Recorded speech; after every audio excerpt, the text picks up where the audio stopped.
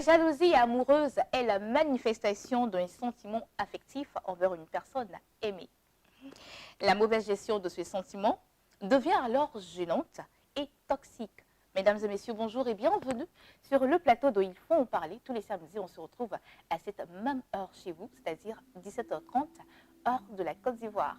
Alors aujourd'hui, j'ai deux invités sur notre plateau, à savoir mademoiselle Karine Balou. Elle est assistante de direction et évolue dans l'humanitaire. Bonjour Karine. Bonjour Béné. Comment ça va? Bien, et chez vous? Ça va très bien. Koumana Herman, il est artiste chanteur, lui également il est des nôtres. Bonjour Herman. Bonjour Bénédicte. Comment ça va? Ça va très bien. Notre consultant de tous les jours, eh bien on l'a point changé, il est toujours là, le pasteur Bois-Bulé Juste. Bonjour papa. Bonjour Béné. Comment ça va? Ça va bien. Alors est-ce que le thème vous parle aujourd'hui? Ah très, ça parle, hein, parce qu'aujourd'hui c'est des scènes de jalousie à n'en point fini avec ce que nous vivons dans notre environnement. C'est la jalousie à outrance. Justement, nous allons mettre le pied dans le plat et nous allons commencer avec Karine. Alors Karine, que représente la manifestation de la jalousie dans le couple pour vous? D'accord. Pour moi, je dirais simplement que la jalousie, pour moi, n'est pas une preuve d'amour. Parce qu'on peut s'être jalousé, ou du moins on peut faire la jalousie.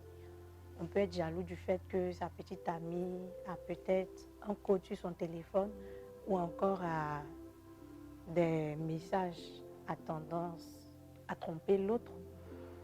Tout ça pour moi n'est pas vraiment une preuve d'amour, parce que peut-être ce conjoint-là profite de tout ça pour pouvoir manipuler cette dernière et en réalité, il n'est pas ce qu'il prône. N'est pas ce qu'il démontre aux yeux de tous, le mec idéal, le mec exemplaire, mais en réalité, il nous cache une seconde vie qu'on ne connaît pas. D'accord, alors j'aimerais bien savoir, là vous avez parlé de code, hein? Mhm. Est-ce qu'une personne qui code son téléphone, cela veut dire que cette personne est en train de cacher quelque chose? Pour moi, je dirais oui, D'accord. parce que j'ai eu tant bien que mal des expériences de ce genre où il y a code facial, il y a code numérique, et puis qu'encore, il y a, comme on appelle, empreinte digitale. C'est-à-dire que quand tu n'es pas mesquin, tu ne peux pas te comporter de la sorte. Donc la personne a ses trois codes en même temps? Oui, tu as une bombe à retardement dans la mesure où toi seul, tu as 5 codes. Et moi, je n'ai aucun code sur mon téléphone. On peut comprendre ça. D'accord, ok. Ah, Alors, suspect, Il est très suspect. Herman, que représente la manifestation de la jalousie dans le couple pour vous? Bien, moi je pense que déjà, dans l'amour, il n'y a pas d'amour s'il n'y a pas de jalousie. D'accord. Voilà, je m'explique. Parce que pour quelqu'un qui aime sa conjointe ou son conjoint, il y a forcément un petit pot de jalousie qu'il va recevoir, qu'il va avoir comme Qui va ressentir? qu'il va ressentir vis-à-vis de sa compagne.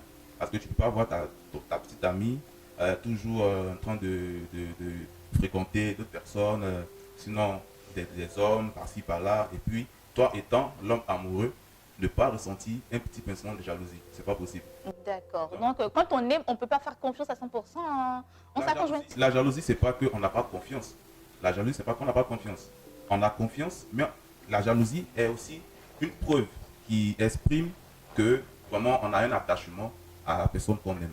C'est ce que je veux. D'accord. Alors papa, que représente la jalousie dans En le... fait, de jalousie, tu sais, la plupart du temps, les plus jaloux, c'est dans l'enfance qu'ils ont acquis ça. D'accord. Très souvent. Parce que tu vois, toi Béné, tu es né, et puis tu as 4 ans, et ta maman fait ton petit frère. Ce petit D'accord. frère là, quand tu le regardes là, Ça c'est de la jalousie enfantine. ah, non mais c'est là que ça commence. D'accord. Tout est ancré dès l'enfance. Mm. Donc c'est la même chose. Tu te dis que ce petit frère là, il est venu voler l'amour de tes parents pour toi. Donc tu vas lui faire mal. D'accord. Quand on projette ça dans nos relations, on le voit. Parce que c'est la peur. La jalousie, c'est la peur qu'on t'arrache l'être que tu aimes. Mm. N'est-ce pas? C'est ça qui D'accord. provoque la jalousie. D'accord. La jalousie, c'est vouloir posséder l'autre pour soi. Mais est-ce que le fait de posséder est une preuve d'amour? C'est-à-dire vouloir le posséder pour toi, est-ce que c'est une preuve d'amour? Je crois qu'ils ont commencé après. D'accord, alors ça tombe bien parce que moi je m'aurais demandé à mademoiselle Karine, doit-on être jaloux lorsqu'on aime? Quand vous aimez votre partenaire, et que vous voyez beaucoup de filles qui l'entourent, qui lui envoient des messages, qui l'appellent à bout de son, bon, on va dire que Karine n'est pas jalouse, hein, c'est cela. Elle se définit comme une personne qui n'est pas jalouse. Mais quand elle voit ces filles autour de son mec, si je peux m'exprimer comme ça, qu'est-ce qu'elle ressent? Lui cherche quoi là-bas? En réalité, par le passé, j'ai développé quelque chose qui était la jalousie, en quelque sorte. Mais au fil du temps, et aussi par expérience, je me suis dit intérieurement même, ça sert à quoi d'être jalouse? Parce que tu es jalouse, on va t'arracher ton mec. Tu es jalouse, ton mec va te tromper. Tu es jalouse, bon, ça rime à quoi? Mais non, non, tel que nous sommes. On sait, moi, aujourd'hui, si ça n'a pas marché, bon, on fout le camp, pour moi. Mais en réalité, la jalousie, c'est une preuve d'amour. Je suis quelque part un peu d'accord, mais quand ça devient de l'obsession, ça devient de la manipulation. L'obsession pour vous, c'est quoi? L'obsession, je dirais que je prends l'exemple d'un mec avec sa partenaire. L'obsession, c'est quand tu veux, en tout cas, tu es au cœur, ou bien même, je dirais, tu veux vivre à la place de ta chérie. Bon, elle te dit, par exemple, mon chéri, je suis avec, ou bien je sors avec mes copines. Tu sors avec elle là, tu viens à quelle heure? Vous partez où? Tu vas faire quoi là-bas? Tes copines là seront avec leurs gars. Assez d'interrogations. Ça devient l'obsession, ça devient récurrent, ça devient embêtant. Mais si tu veux faire, tu fais vraiment confiance à ta partenaire, je me dis que le simple fait qu'elle te dise, ah par exemple, bébé, je sors, tu ne dois pas trop t'interroger. Mais si tu sais que tu as un passé lourd, et aussi tu connais son passé lourd là, temporisé, ne vous emmerdez pas, parce que si vous emmerdez, ça va rimer à la rupture. Donc pour moi, la jalousie excessive n'est pas bien. D'accord. Alors, Herman, moi, j'aimerais bien savoir, là, elle a donné un exemple, votre conjointe vient et dit, je vais sortir un peu avec mes amis, on va quelque part prendre un pot. Est-ce que là, tout de suite, on va extérioriser la jalousie qui est en nous? Non, pas maintenant, pas à ce niveau. Je dirais que si ton partenaire ou ta partenaire demande à sortir, je pense que c'est important de donner de l'espace à sa conjointe, c'est important. Mais pour la rejoindre un peu, c'est pas le fait de vouloir trop s'initier, savoir tu es avec qui, tu rentres à quelle heure, ça devient une obsession. Là, c'est pas bon, c'est dangereux. D'accord. Alors, si elle reste dehors et elle y reste jusqu'au-delà de 23 heures, qu'est-ce que vous faites? En fait, dans un couple, il faut d'abord la communication. Quand tu dois sortir, il faudrait que tes heures soient, je vais dire, de façon dans le couple réglementaire. Voilà, je vais sortir avec votre à faire shopping, je vais pour telle heure à telle heure. Voilà. De telle sorte que c'est pour la précaution en fait. Parce qu'il y a tellement de choses dans la vie, tu peux sortir et c'était l'heure à laquelle tu dois rentrer. Le conjoint se pose des questions, mais elle a dit qu'elle rentre à 16h, il est 17h, il est 18h, qu'est-ce qui se passe? Donc pour la précaution, c'est mieux d'informer ton conjoint, je rentre à telle heure, comme ça, lorsqu'il constate que l'heure à laquelle tu as demandé, tu as dit que tu rentres à la maison, voilà, il se pose des questions, il peut t'appeler pour te dire, mais qu'est-ce qui se passe, pourquoi tu n'es pas encore rentré? Mais ça, c'est pas de la jalousie. Ah, ok. Voilà, de prudence. Je suis désolée, ça peut pas être une précaution. Dans la mesure où, quand l'homme il est dehors, par exemple, et que c'est la dame qui est à la maison, ne te reste qu'un message. Chérie Coco, tu es où? Position. Ou bien tu te trompes et puis tu appelles, mais tu m'emmerdes là, c'est pourquoi je suis avec mes amis. Il y a des mecs qui réagissent comme ça. Et quand c'est comme ça là, tu veux que la dame là se sente comment? Il y a des mecs qui réagissent comme ça, mais c'est pas dit, ce sont des mecs en général qui réagissent comme ça. Mon frère, la majorité fait ça. Les mecs, ils réagissent. Il y a des mecs qui sont des bad boys, comme on le dit, qui sont foot. Eux, dans leur vie, eux, ils n'ont pas de compte à rendre à qui que ce soit. Mais cela ne généralise pas en fait que tous les mecs sont de la même option que lui. D'accord. D'accord, mais là, elle prend une généralité. Hein. Papa, bon, moi, j'aimerais vraiment poser la question avec vous. Est-ce que, généralement, les mecs, quand ils restent dehors, ils n'aiment pas qu'on les emmerde? Oui, surtout. Il y a le débit d'alcool. Qui issu de la communication. Nous sommes des êtres sociaux plutôt. Donc, l'aspect communication est très important. Quand tu dis, chérie, je sors avec des amis, il faut quand même me faire dans des normes raisonnables. Parce que tu es marié, tu vis avec quelqu'un, avec des enfants. Tu ne vas pas sortir pour, disons, aller t'amuser avec tes amis jusqu'à 23h minuit. Parce que la jalousie, en fait, c'est un sentiment qui est naturel. C'est naturel, c'est humain. C'est humain. Mais est-ce à dire que parce qu'il n'y a pas de jalousie, il n'y a pas d'amour? Non. C'est pas parce qu'il n'y a pas de jalousie qu'il n'y a pas d'amour, mais c'est des précautions qu'on prend pour pouvoir, disons, accroître la sécurité. Parce que l'homme a un devoir de protection vis-à-vis de sa femme. J'ai un devoir de protection vis-à-vis d'elle. Mais c'est Moi, je vice-versa, veux non? poser une question Non. à papa. C'est vice-versa, mais l'homme plus. Parce que la femme doit se sentir en sécurité avec son homme. N'est-ce pas? Avec sa femme. Avec sa femme. Avec sa femme.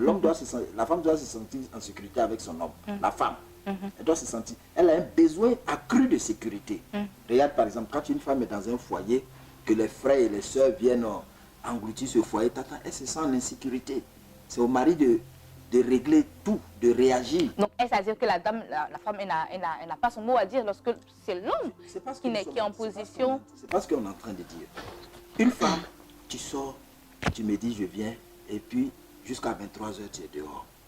Ne serait-ce que parce que tu allais faire des courses avec des amis, je ne sais pas quoi, vous êtes sortis manger quelque part, tout et tout.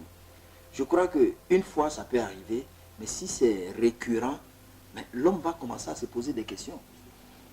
Parce que il y a aussi le fait que, bon, je te vois venir, mais si l'homme n'invite pas sa femme souvent et qu'elle va prendre plaisir, je te barre en même temps.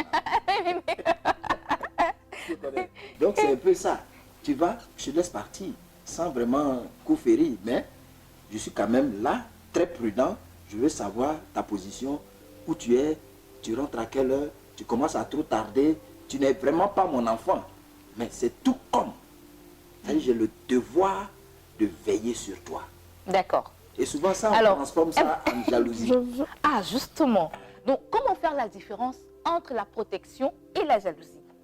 C'est en tout Mais cas... là, tu vois, il y a dans le couple, il y a ce qu'on appelle les rôles et les responsabilités de chacun.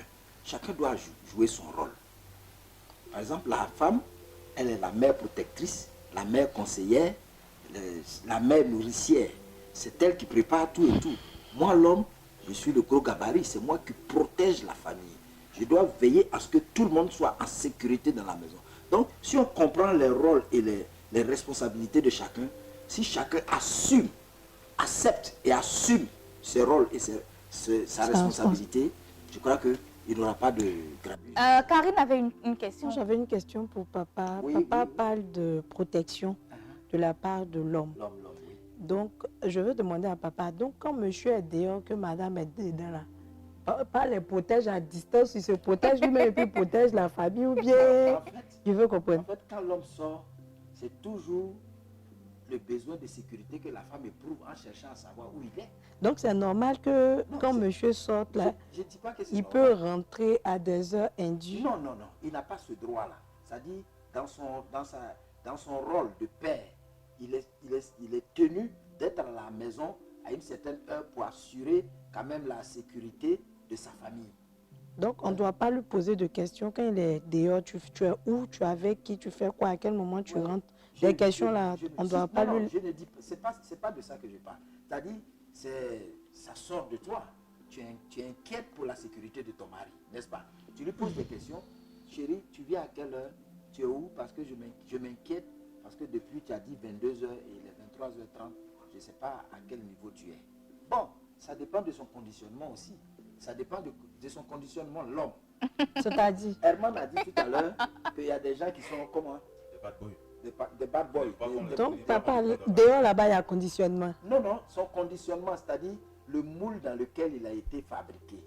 Donc quoi? Donc depuis son éducation. la naissance ou Oui, son l'éducation. éducation, les milieux dans lesquels il a vécu. Souvent on dit, c'est le milieu dans lequel l'homme se trouve qu'il influence. C'est faux.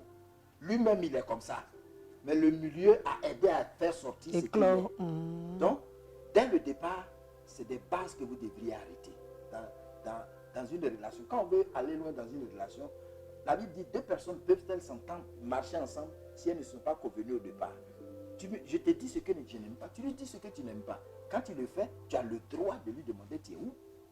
D'accord. Ok. Alors, Herman, qu'est-ce qui engendre la jalousie selon vous? La jalousie, je pense que il y a déjà le mensonge dans D'accord. la relation. Une femme ou bien un homme qui ment continuellement à son partenaire. Comme quoi? Quel genre de mensonge qui peut... L'exemple qu'on vient de prendre, c'est-à-dire je rentre à telle heure et puis voilà, je viens peut-être à 18h, j'ai un petit problème là, bon, je suis pas trop, et puis je viens à 23h, 24 et à minuit, je suis à la maison. Bon, c'est récurrent, toujours c'est la même chose, toujours c'est la même chose, toujours c'est la même chose, mais à un moment donné, l'homme va se demander, mais la femme va se demander, mais à chaque fois tu me dis tu es dans telle position, et en fin de compte je constate que c'est un mensonge. Là, on peut commencer comme ça à comprendre que il y a un manque de confiance qui va s'installer, et puis voilà, la jalousie aussi voilà, D'accord. Alors, Karine, qu'est-ce qui engendre la jalousie selon vous? D'abord, je dirais le manque de communication et le manque d'assurance des deux partenaires simplement. Si tu n'as pas confiance en toi, tu ne peux pas aussi avoir confiance en ta partenaire. Déjà, la base, elle est ratée. Donc, à partir de là, déjà, il y a un doute qui s'installe de part et d'autre. Si, par exemple, monsieur dure dehors ou madame dure dehors, bonsoir, les paroles inutiles, les incompréhensions naissent et puis peut-être rupture surgit après pour moi. D'accord. Alors, papa. En fait, tu sais, la jalousie se manifeste quand il y a une menace. Quel genre de menace? On en a parlé tout à l'heure. Tu as dit, tu vois des gars, des femmes qui tournent autour de ton conjoint. Il y a une menace. Et le mensonge aussi est une menace. D'accord. Parce que il faut compter aussi avec l'intuition féminine. D'accord. Les hommes doivent savoir que quand nous sommes en train de mentir, nous les hommes, on peut vous attraper facilement. Les femmes là, minutieuse. Elles sont très intuitives. Souvent, elles vous posent la même question différemment, sous plusieurs formes. Et quand quelqu'un ment, il lui est difficile de dire la même chose. De dévier ce piège-là. Effectivement. Mais tout à l'heure, tu m'as dit que tu étais avec un ami, que ta voiture était tombée en panne. Après, tu me dis non, que tu as fait venir le mécanicien, il a regardé, il n'y avait rien. Mais chérie, c'est quoi? Bon, on part dans l'énervement. C'est-à-dire, on cherche des mécanismes de défense pour éviter, disons, les échanges. Quand c'est comme ça, je crois que les dés sont déjà pipés. On n'a pas besoin de continuer. Donc, il y a ça. Elle se sent menacée. Elle se dit, ah, s'il me ment, ça veut dire qu'il y a quelque chose de louche qui est caché. Donc, il y a une menace. S'ensuit cette émotion-là, qui va suivre de façon consécutive, la jalousie va commencer à naître. Et puis, ça va s'amplifier. Elle va chercher à fouiner. Si il n'y a pas une certaine maturité, elle va chercher à fouiner, à chercher. Elle va même guetter le portable du monsieur, commencer à fouiller son sac pour voir est-ce qu'il n'y a pas un petit mot, tout et tout. Parce que tu vas beau faire, tu vas laisser un jour une trace. C'est ce que les femmes vous dites. Forcément, il va laisser un jour une trace. Donc, elle commence à s'adonner à ça et puis paf, c'est parti dans la jalousie. D'accord. Alors, la menace est... Parce que la femme, elle cherche à conserver sa relation. C'est ça. Et l'homme, qu'est-ce qu'il fait? Non, elle cherche à conserver sa relation. Même l'homme aussi, vous savez, nous les hommes, il y a une chose que nous ne voulons pas, que nous n'aimons pas, qui nous rend très très jaloux. Ma chose là, quelqu'un d'autre ne doit pas toucher. Mais pourquoi vous touchez pour les autres? Voilà une très belle question. Pourquoi est-ce que vous touchez vous pour ne les voulez autres? pas, les hommes n'aiment pas qu'on touche leurs choses, mais ils aiment toucher pour autrui. Pourquoi? Ça, vraiment, ceux qui touchent là. Là, il y a un problème. Alors, Karine, à partir de quel moment peut-on qualifier la jalousie d'une jalousie maladive? Est-ce que vous avez eu une expérience dans ce genre-là où une personne a été tellement jalouse que, franchement, vous n'avez pas pu supporter? Bon, là, ce n'est pas une expérience propre à moi, mais c'est une expérience... On parlait un peu plus fort. Ce n'est pas une expérience propre à moi, mais c'est l'expérience d'une amie qui a mal tourné. En ce sens où le monsieur était vraiment à ses trousses, parce que c'est une femme vraiment, quand on dit une belle femme, elle est vraiment taillée. C'est une belle femme. Elle a tous ses critères. D'accord. Et le gars, d'abord, il n'a pas confiance en lui, ça c'est d'un. Moi, comme ça, là, je peux avoir une femme comme ça c'est deux.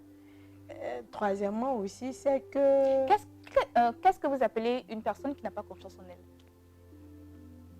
Quand tu es permanemment en train d'avoir envie de fouiller ou bien fouiller dans le téléphone de l'autre. Vous êtes assis comme ça, vous êtes en train de regarder la... Toi seul, tu te masturbes l'esprit, puis tu décides de prendre le portable de l'autre. Bébé, donne-moi ton portable, je vais jouer jeu. Ton portable là, tu ne peux pas télécharger du jeu dessus. C'est juste pour l'autre là, tu veux télécharger pour jouer jeu, ma chérie. Si ton piment te fatigue, il faut aller loin de moi pour aller pleurer. Les hommes aiment dire ça. Donc, quand tu es là, par exemple, et puis tu veux prendre, ou bien même dans l'amusement, tout bêtement, excusez-moi du thème, je peux avoir ton téléphone et puis tu es incité à vouloir regarder dans le téléphone de l'autre. Qu'est-ce que tu recherches? C'est le manque d'assurance qui te pousse à regarder dans le téléphone de l'autre, pour moi. Si tu n'es pas vraiment sûr de toi, tu ne peux pas vouloir intuitivement comme ça prendre le téléphone, donne-moi. Ou bien, par exemple, on est ensemble. Bébé, toi-même, là, il y a combien de pointeurs qui te courent après? Ça, on va faire quoi avec? Tu me demandes là, c'est pourquoi. Et puis nous aussi, naïfs que nous sommes bien souvent sous le feu de l'action, bien, on est tellement fans de ces imbéciles. Excusez-moi du terme. On ne dit pas ces gros mots, mais désolé de le dire. On est tellement amoureuses qu'à un moment, on ne se contrôle pas. Quelqu'un va te dire bonjour, d'ailleurs, tu viens, tu dis. D'accord. Telle personne va te faire ça, tu viens, tu dis. Quand tu commences à dire, arrivé un moment, toi-même là, on doit te poser des questions. Pourquoi toujours quand tu sors, c'est toi sur le drague, c'est toi sur le prêtre au numéro, c'est toi seul, c'est toi seul. Arrivé un moment, quand le monsieur commence à douter de toi, ma chérie, bonsoir les problèmes. D'accord. Donc, quand il commence à remarquer tous ces petits comportements, arrivé un moment, le monsieur se dit intrinsèquement, ah, peut-être que moi-même là, on est ensemble parce qu'on doit peut-être être ensemble. Mais en réalité, peut-être que j'ai pas un autre mouvement de le monsieur commence aussi à mal réfléchir. D'accord. Il Donc sort. en fait, la femme aurait dû se taire. Effectivement. D'accord. Papa, est-ce que ça Moi. Elle a dit quelque chose qui est important. Quelqu'un qui avait trouvé une femme bien taillée.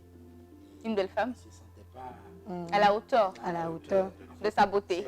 le manque d'estime de soi. C'est tout. Le manque d'assurance. Il s'est dit que non, quelqu'un d'autre mieux que moi, si elle croise quelqu'un d'une certaine carrure, donc il se sous-estime. D'une certaine carrure, c'est sûr que le type va prendre ça. Donc, il est très fébrile. Moi, j'ai connu des gens qui vont même épier leurs épouses à leur lieu de travail. D'accord. Il y en a même un qui, disons, il disait à son épouse, si tu arrives, tu m'attends pour te laver. Pour Prends ton bain. Et il sait ce qu'il va faire. Il va contrôler. On peut faire ça. Mais ça, je vous dis la vérité, Faut c'est se pas, laver je ne suis pas en aussi. train de dire, c'est pas de la fiction. D'accord. Ok. Et la femme en était frustrée. Il D'accord. a traumatisé. Il est pire. D'accord. Alors, Eman, à partir de quel moment peut-on qualifier une jalousie maladive? Bon, moi je pense que déjà, comme je le disais, à la base de la jalousie, c'est pas une mauvaise chose. Hein. C'est pas une mauvaise chose, mais au moment où ça devient, je veux dire, de façon Récurrente. et tout ça, c'est à partir où soit le partenaire manque d'assurance. D'accord. Voilà, il manque d'assurance. Mais il faut dire aussi qu'il y a certains partenaires qui poussent leur conjoint À être jaloux. à être jaloux. Comment est-ce que cela se passe? En venant raconter Beaucoup de gens qui m'ont dragué des des... partenaires que moi en tout cas dans la rue là, quand je On me passe là, drague des... on me cite pas-ci, on me cite pas là, on me cite pas là. Bon, à la base le gars peut ne pas être quelqu'un de peut être quelqu'un de confiant en lui, avoir confiance en lui, mais les propos de ce genre là peuvent l'emmener. Mais dans ce cas, tu ne poses pas de questions alors. C'est ça. Parfois il ne pose pas de questions. Ah, Parfois même c'est la femme en fait qui se lève et qui montre à son mari en fait que elle On la drague. On la drague dans la rue.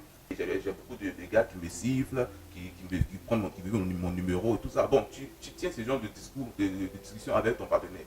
Comment tu veux que lui se sente? D'accord. Béné. Ça va l'emmener à manquer de confiance. J'ai un de mes pointeurs au service là. Je suis arrivé vite aujourd'hui parce que Voilà, souvent dans les causeries, ça sort. Ça sort. Non, mais en Mais réalité, non, mais elle le dit parce que c'est par amour qu'elle le dit.